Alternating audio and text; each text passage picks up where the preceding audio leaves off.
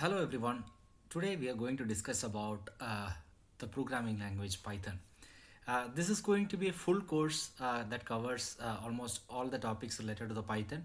And today we are going to do the introductory section to the Python. Okay, so let's begin.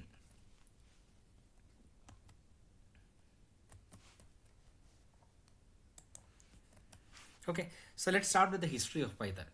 So this Python was developed. It's basically like a very we can say like it's an old programming language.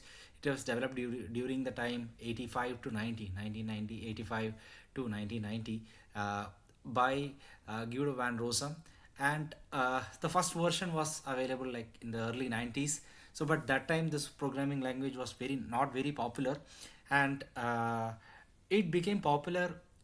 So it became very popular, like we can say uh, in after like 2010. So after 2010 you can see like the popularity of Python got increased, and one of the stable version and the one of the long running version of Python was Python 2.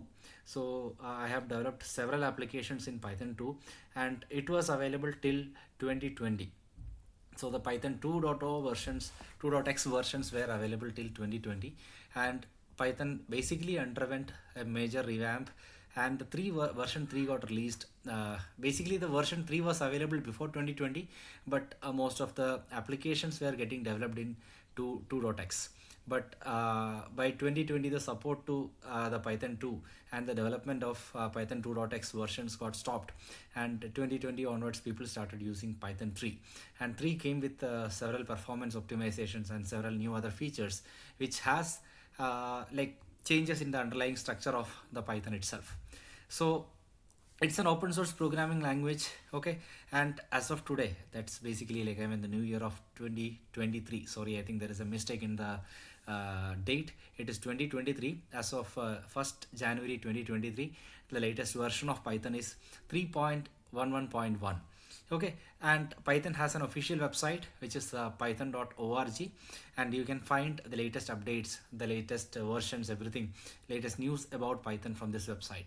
So it's an open source programming language, and this basically Python supports procedural, object oriented, and functional programming language. So this is basically like the brief history of Python. Okay, so now let's discuss like why this Python is very popular. So when I started my career, most of the applications that I worked, or the group that I was working, was most of the applications were developed in Java, and Java was kind of like a very popular, and maybe we can say almost everyone were using either Java or .NET. So this was the trend at that time, and some of the applications were developed in C, but majority were developed in Java and Java or .NET. So but suddenly like what happened is there is a people started changing to Python. So one of the main reason was the learning curve is like in see, it is very easy to basically learn Python. So reason is, in Java you have to basically go through the syntax itself. Everything is like you have to learn that syntax properly, and there you have to use curly brackets, you have to define something in a very proper way. So there are so much of steps that you have to one should follow, and that means it's not just the logic, you have to be like well aware of the programming language. So that is what we can say like either Java or .NET. So to develop something in that, we need to be provisioned in that particular language. But in Python, even a beginner can basically, someone who knows just English and basic mathematics, they can do simple programs in Python. So that is in simple words we can say that is Python. So but it's not just like small applications. You can build complex applications. For example, Netflix, I think the most of the majority of the components of Netflix was developed in Python. So we can build very complex applications, and I myself has built several applications which is very complex, which is used by several thousands of people using Python, and it is very highly performing applications with like several microservices, like complex architecture, everything. So let's discuss why Python is popular. So first point is, it is very easy to learn. Okay, and very easy to learn means anyone can learn Python. Okay, so anyone with a basic software background can learn Python and code in Python. That is the advantage of Python. Then second thing is it can be used to develop a wide variety of application. This point I'll basically discuss after some time. Tell you why wide variety of applications. Then third thing is less number of code compared to the other languages. Less number of code means, so in Python, so basically let me open a Python terminal. Okay, so I'm just using my command line. So this is the Python shell, so Python interpreter, and here I'm just doing print hello world. So this is basically the program required to print a line. So this is just one line. Okay, in that line itself, the program is complete. You don't need anything else. So this is the program. So that is why we can say anyone can code. Okay, and another thing, a equal to 10. Okay, simple mathematical operation, b equal to 20. Okay, c equal to a plus b, c, you see, c equal to 30, the value. So this is something similar to a mathematical equation, or like in mathematics we solve problems in papers, right? It is very similar to that. So we can develop programs, Python programs, in this way also. But Python supports, we can develop very complicated applications also using advanced applications using Python. So there, we just need to see, as part of that we need to follow some coding conventions, practices, everything. But this means the examples that I showed means a simple, any person, any beginner can also do better coding in Python compared to other languages. Okay, this is, and again, the time taken to develop applications, because of this, the time taken to develop applications is very less, because compared to Java, the number of lines of code required in Python is very less to develop the same use case. Okay, I've done basically replatforming of several applications which was in Java to Python. So the Java application took almost like 2 years, and the application that I developed in Python, it almost took 6 to 7 months. We have completed the development. So that is what less number of code and quick delivery.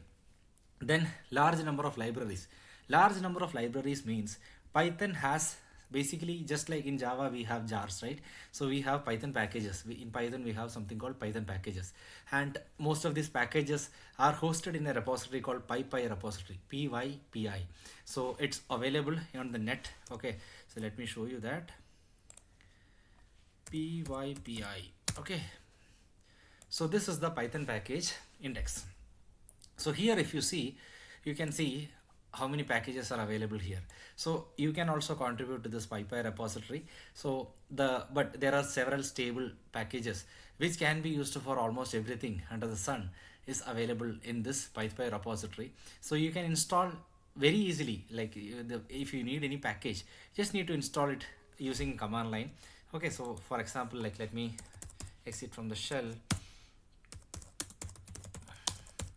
So this is pip install PySerial. I just want to install a package.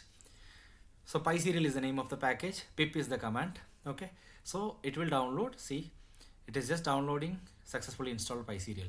It is basically getting installed from here. So I can search for PySerial.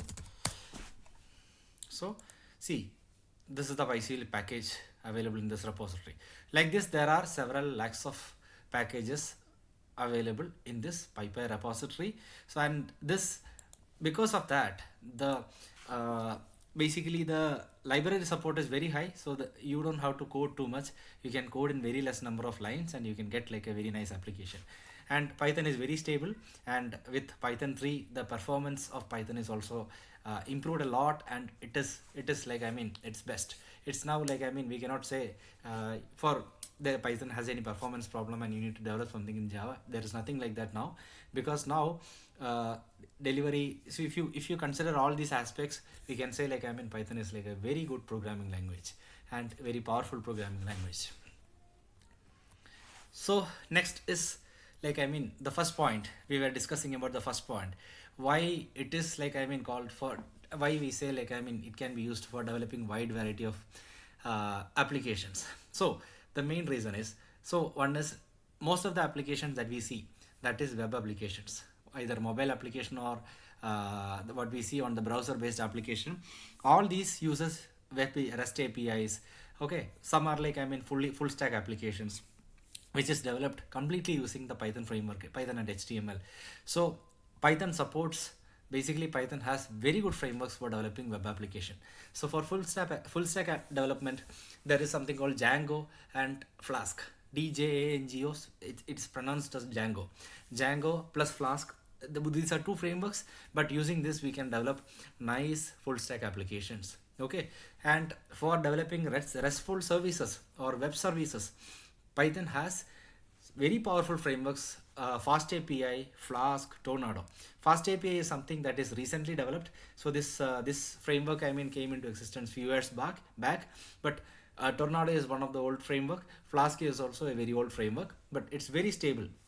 These are, I personally developed applications in these three frameworks, and this is running in like production from several years. Fast API, like, I mean, I have started development from last 2 years only, but the remaining frameworks I have been doing from long time. Okay, and basically that this means, I mean, this can be used for developing web applications, a wide range of web applications. We can create microservices, and I have personally used Python in developing large scale web applications.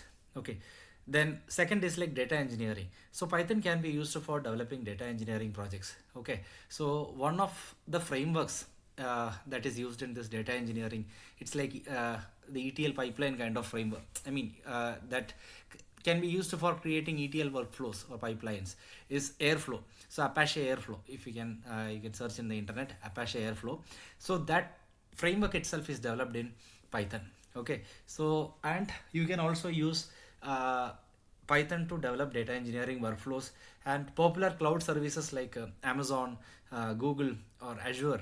All these cloud service provider has SDK for Python. So that means you can basically interact with their services and APIs with their SDK, the Python SDK. And I have personally used this SDK for the automation and development of, like, I mean, applications associated with this cloud platforms. And data engineering pipelines also, I mean, you can actually develop complex data engineering projects using Python. So the next is like data science and machine learning. So Python has it's basically, like, I mean, a very popular language when it comes to data science and machine learning. Nowadays, if you see any data science course or machine learning course, so one of the prerequisite required for the data science and the machine learning is Python, because Python has a wide variety of packages related to data science and machine learning, and also has like a proven set of like use cases in in data science and machine learning domain.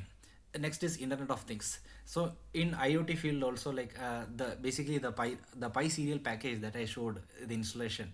So that was, like, I mean, basically for the serial communication. I myself has used that package for in several projects as part of IoT, projects. So Python has, like, I mean, a very good very good, we can say, like, I mean, support for IoT related projects. And there is something called MicroPython that can be used for running in small low profile devices like Raspberry Pi. So Raspberry Pi and similar devices are there in so many IoT applications, IoT projects. So, and for that there is a low profile Python that is called MicroPython. So with this, like, I mean, I have not covered everything, but with this, like, I mean, the popular or fields, that is the trending fields in the industry, Python is everywhere. Okay, so that's why, like, I mean, it is a powerful programming language which is multi-purpose and which is very very easy to learn, and we can develop it very quickly.